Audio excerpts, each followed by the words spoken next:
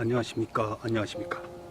예, 오늘은 뮤지엄산, 원주에 있는 뮤지엄산을 왔습니다. 오늘은 좋은 날씨입니다. 오늘 근데 낮 기온이 엄청나게 올라간다고 합니다. 오늘 낮 기온은 약 29도를 육박하면서 올라가게 되겠습니다. 오늘 뮤지엄산을 온 곳은 무엇이냐면, 이렇게 보면은 백남준 씨가 여기를 한번 했다 그러네요. 건축, 기타 등등 이렇게 본인의 그 예술 작품을 전시해놨다 그래서 한번 들리게 되었습니다. 여러분도 이제 휴일 좋은 날짜를 맞이해서 이렇게 외곽으로 나와가지고 그렇게 멀지 않습니다. 1시간 한 20분 정도면 올 수가 있습니다. 충분히 이런 거리를 오셔가지고 여러분도 한번 이렇게 경치도 느끼면서 한번 야외로 나와주시면 감사하겠습니다. 네, 오늘 오다 보니까 이제 전원주택이 좀 많이 있습니다. 여기도 요즘 전원주택이 대세인가 봅니다. 대세인데 오다 보니까 전원주택도 있고 저것도 있습니다. 보니까 연립식 산에다 지어놓은 연립식을 지어놓으니까 산의 경치를 깎아먹고 있습니다. 조금은 규제를 좀 해야 될 것 같은데, 일단 대지라고 그러면은 산 중간에 대지, 옛날에 있던 거 보니까 중간에도 대지도 있고 전도 있고 삽도 있고 그렇습니다. 근데 법상으로 규제가 되지 않으면 심리과는 큰 상관이 없을 걸로 알고 있습니다. 그러다 보니까 자연 훼손이 많이 되고 있습니다. 우리나라도 외국처럼 자연 경관 지대를 묶고 나가지고 집을 짓지 못하도록 이렇게 좀 규제를 좀 했으면 하는 바람입니다. 어찌됐든 간에 오늘 이렇게 뮤지엄산에 왔는데, 일단 부모님께서 어디 사시냐? 집, 무슨 집? 차에 있는 집. 그냥 차에서 쉬고 있습니다. 아직 입장 시간이 안 돼서 지금 쉬고 있는 중입니다. 그리고 좀 이따 이제 들어가서 좀 이렇게 경치를 구경하면서 이제 안에 예술품을 구경할 텐데요. 들어가면은 또 예술품을 또 촬영 금지로 되어 있기 때문에 그거는 조금 이제 나중에 따로 설명을 드리도록 하겠습니다. 책자를 보고 설명을 드려야 될 텐데 꼭 설명을 드리는 게 좋을지는 잘 모르겠습니다. 일단 직접 와서 보시는 게 제일 나은 것 같고요. 그리고 이제 전원주택을 한 번 더 말씀드리자면은 배산 임수 이렇게 좋습니다. 그런데 요즘 배산 임수를 처음에 해놨다가 이 가운데 도로가 뚫려 버립니다. 이거 심각한 문제죠. 근데 보통 그 도로가 뚫리는 바로 옆에 집을 지은 건 아니지만 한 100m 정도 돼도 소음이 상당히 심합니다. 그러니까 추후에 우리나라는 도로를 엄청 뚫지 않습니까? 굴 막 뚫고, 도로 막 뚫고, 오다 보면 어제 없었던 그 도로가 뚫려 있고, 터널도 뚫려 있고 그렇습니다.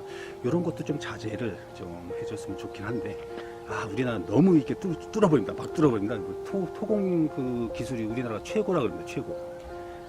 한 2km 내에서 상대편에 뚫어오면은 오차가 30cm뿐이 안 나다. 중간에서 마주치는 게. 그런만큼 엄청난 그 기술을 가지고 있습니다. 대단한 민족이죠. 그 토목 기술에 대해서. 그런데 그거는 좋은데, 문제는 이제 남발하는 게 문제였습니다. 너무 남발을 하다 보니까, 이게 좀, 우리 후손에게 물려줄 게 없을 것 같습니다. 그래서 저도 이제 전원주택을 이제 선호를 하고 있는데, 이제 서서히 알아가고 있는 중입니다. 배산 임수, 그리고 전, 그리고 답, 그리고 임야, 이렇게 대지 이렇게 있습니다. 근데 대지를 사게 되면은 그 비용이 전용 비용이 안 들어가지고 이제 조금 낮습니다. 그러니까 이거를 전을 살지 아니면 답을 살지 임야를 살지 대지를 살지는 일단 여러분들이 잘 생각을 해보셔야 될 것 같습니다. 전을 전용을 하게 되면 약 30%의 전용비를 내야 됩니다. 공시지가의 30% 전용비를 내야 되고요. 그리고 임야를 사게 되면 전용을 하게 되면은 약 20%를 내게 됩니다. 그러니까 이런 것도 있고, 특히 그 도로 옆에 산이 있는 가운데 전이나 답을 사게 되면 도로보다 낮으면 그 국토를 해야 됩니다. 국토를 하려면 장난이 아니고 평당 약 3만 원. 평수가 100평이면 얼마냐? 그것도 한 300만 원 정도 되겠네요. 근데 이게 조금 더 깊어버리면은 평방미터니까 그 이상이 돼버리면 엄청난 돈이 들어갑니다. 그리고 또 다져야 되고, 바로 거기다 집을 짓게 되면 또 내려앉지 않겠습니까? 나중에 주저앉으면은. 그러니까 그 기간을 또 둬야 됩니다. 내려앉는 기간을. 아니면 위에다 자갈을 때려 붓든가. 이런 사항들을 잘 생각해 보시고, 전원주택을 구입하셔야 되고, 전원주택이 지금 이제 58년생 그쪽이 상당히 많이 지금 내려갈 준비를 하고 지금 구입을 하고 있습니다. 예전보다는 뭐 떼거지로 내려가는 건 아니고요. 떼거지로 내려가는 건 아니고 예전에 비해서는 조금 이제 좀 많이 내려간다는 그런 말씀을 드리는 거죠.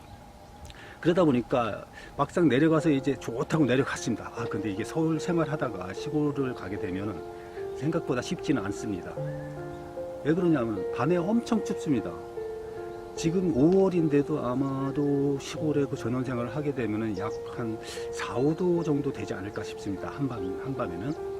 그러다가 낮에는 이제 덥죠. 또 낮에는 덥습니다. 요즘 우리나라가 온난성이 이제 상당히 부각돼 가지고 상당히 그 더운 날씨에 속하고 있습니다. 그러다 보니까 이게 견디지 못합니다. 그 첫 번째 그거고, 두 번째는 이제 기름 난방을 떼든가 화목을 떼야 되는데 그 완전 전원 생활을 하려면 그렇게 되면은 화목을 또 날라야 되지요. 아니면 또 귀찮으면 사야 됩니다. 기름값이 요즘 또 장난 아니에요. 등유를 떼면은 좀 따뜻하게 지내려면 한 달에 최하 30만 원 들어가야 될 겁니다.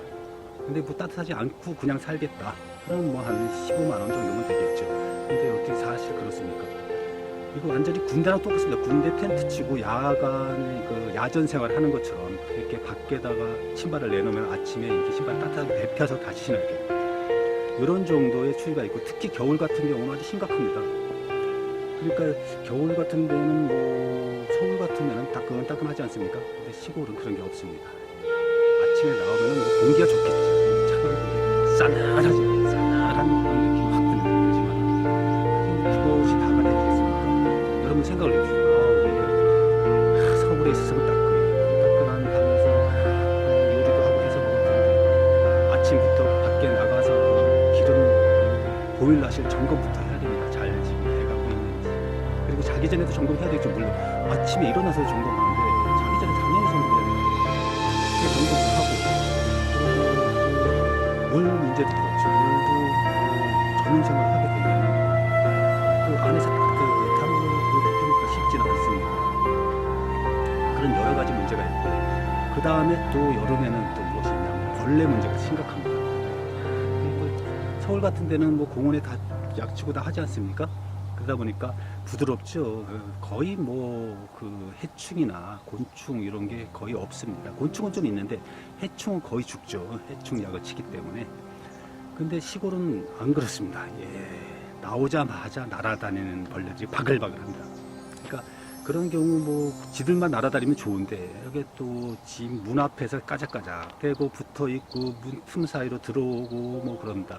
그러다 보면 집에 청소도 문제가 되고, 청소할 때 또 윙윙 날아다니면 여자분들은 깜짝깜짝 놀라죠. 아이 그 날아다니니까 그래도 뭐 부드러운 건 좀 나은데 꼬물꼬물 기어다니는 것도 들어옵니다. 가끔가다 이 비가 많이 오거나 그러면 살살살살 들어오죠. 아 이거 저 서울 그 새색시들은 살지 못합니다.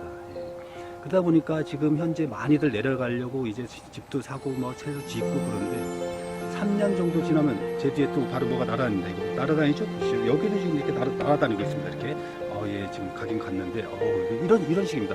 그러니까 그 3년 정도 지나게 되면은 이제 버티지를 못합니다. 누가 못 버티느냐 주로.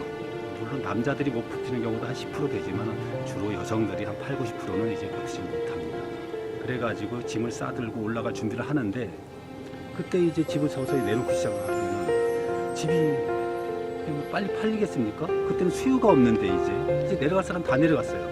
그럼 수요가 없습니다. 수요가 없으면 어떻게 되겠어요? 다운시켜야 됩니다. 집을 사먹드리고 쏙 빠지게 짓고 중간 관리 다 해놓고 저 직접 또 뭐 화초도 심고 다 해놨습니다. 화초 같은 경우는 뭐 솔직히 팔 때 그걸 뭐 더 달라고 할 수는 없지 않습니까? 화초라든가 나무라든가 몇 개 심어놓은 거는 뭐 제쳐놓고 기본적인 집값하고 땅값 떨어지기 시작합니다. 그렇지 않겠습니까? 지금 다 내려갔는데 어찌든지 수요가 있어야 될 거예요. 아파트가 오르면 수요도 많고 아니면 뭐 돈 있는 사람이 떼거지로 몇 개 사고 이러니까 어쨌든 그런 수요가 땡기니까 이제 비싸지는 건데, 문제는 여러분들이 이제 생돈 들여서 퇴직하고 나서 때려 부어가지고 잘 살고 즐겁게 재밌게 살자고 해놓은 거 팔고 올라와야 됩니다. 3억이면 많이 받아야 한 2억 5천 받을 거예요. 가슴이 쓰리죠. 3년 만에 5천이 날라갔습니다. 이거 먹고서 걸어도 시원찮은 판에 나이 들어가지고 참 힘들죠. 그래가지고 이제 올라